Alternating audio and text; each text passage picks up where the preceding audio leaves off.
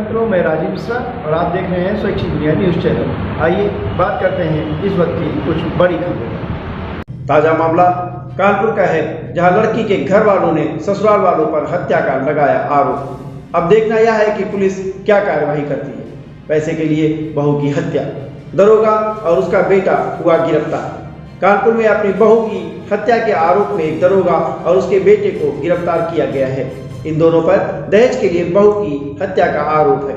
दरअसल कानपुर के रहने वाले दरोगा अरुण सिंह इस समय औरैया में तैनात है। 22 दिसंबर 2020 को उनके बेटे आदर्श सिंह की शादी दीक्षा सिंह से हुई थी।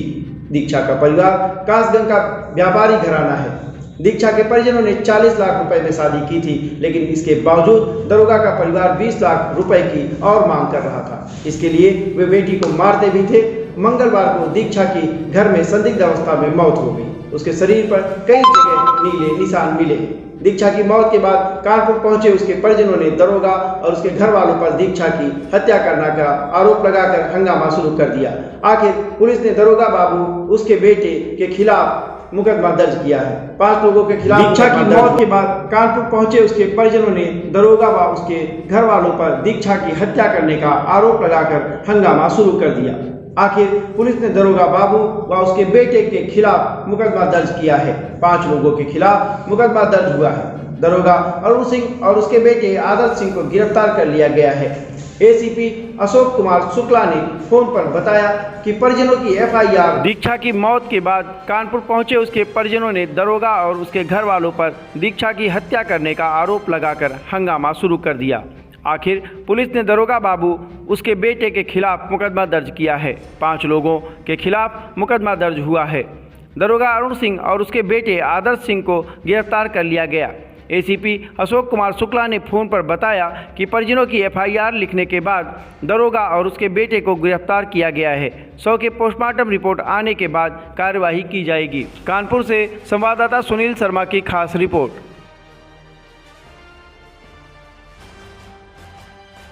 दीक्षा जो भतीजी है वो हमारे हम उसके ताऊ है। कैसे क्या घटना हुई है? घटना हुई क्या, घटना जैसी हुई तो इन्होंने, भाई आप भी पुलिस के आदमी थे, सबसे पहले आप उसने आत्महत्या भी की थी तो आप पुलिस को सूचना देते कि उसने आत्महत्या की है। भाई उसने पंखे पर लटक के की, कैसे की, तो आपने उसको उतार के बेड पर क्यों रख दिया? भाई हम भी यहाँ रहते थे, आप हमको बुलाते ना, हम देखते कैसे मरी है वो। भाई हमको भी देखना था ना, तो आपने उसको उठा के बेड पे लिटा के, बिल्कुल ये लग रहा था वो सो रही है।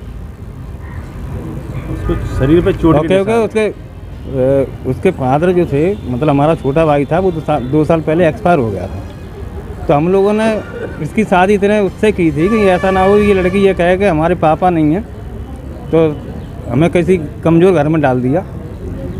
पूरे हस्ती से ज़्यादा मतलब जितना इन्होंने मांगा उससे दूना दिया, और उसके बावजूद ऐसी घटना हुई। दूसरा जब हमने देखा, लड़का जब शादी की थी बताई थी बीटेक किए हुए है, इंजीनियर है, इसी उसमें शादी कर दी थी। मगर हम कुछ नहीं। सबसे बड़ी चीज़ ये था कि तुम भी घर में हो, लड़का भी घर में था, तुम्हारी वाइफ भी घर में थी, वो एक कमरे में फांसी लगा ली, तुम पूरा घर मतलब घर में बने भी रहे। तो उन्होंने कोई संतोषजनक जवाब ये नहीं दिया कि कैसे मरी है।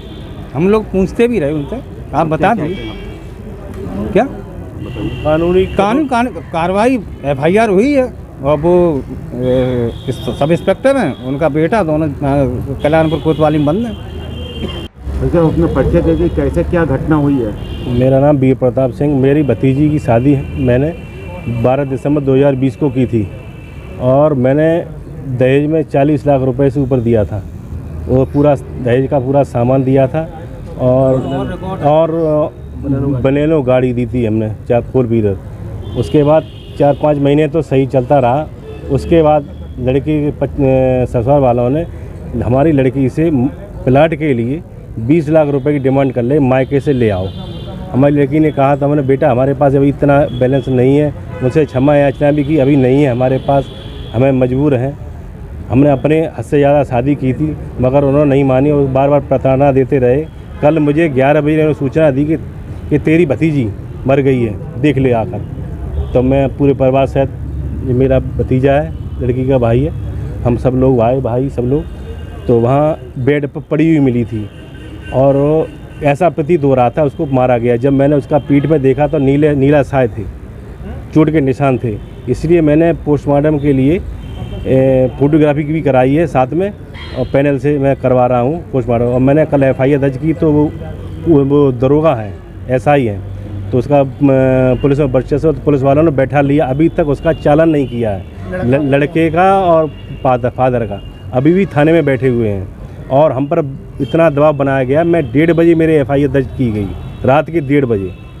और कहना चाहेंगे बेटियां आजकल सुरक्षित नहीं बिल्कुल। आज के मैं तो शासन से, प्रशासन से, सबसे कहना चाहूँगा, सुरक्षित का मतलब ये नहीं है कि भाई कोई उससे आदमी आत्महत्या, हमने उनसे सबसे पहले हम पहुँचे, हमने उनसे ये पूछा कि आप ये बता ये रहस्यमय तरीके से मौत हो गई है, तो क्या है ये पूरा मामला?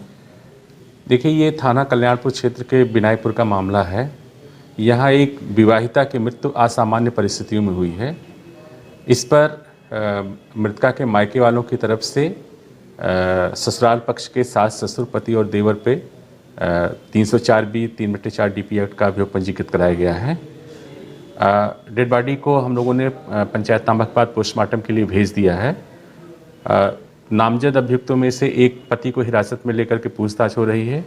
अन्य अभियुक्तगण के खिलाफ भी विवेचना जारी है। साक्ष्य के आधार पर कार्रवाई बहुत शीघ्र करेंगे और इसमें जो भी अग्रिम विधिक कार्रवाई है उसे अमल में लाएंगे। मृतका के शरीर पर क्या चोट के निशान भी पाए गए हैं? फिलहाल तो प्रथम दृष्टया उसके गले पर चोट के निशान हैं, लेकिन और बाकी जो भी पोस्टमार्टम से आएगा वो आपको अपडेट करेंगे।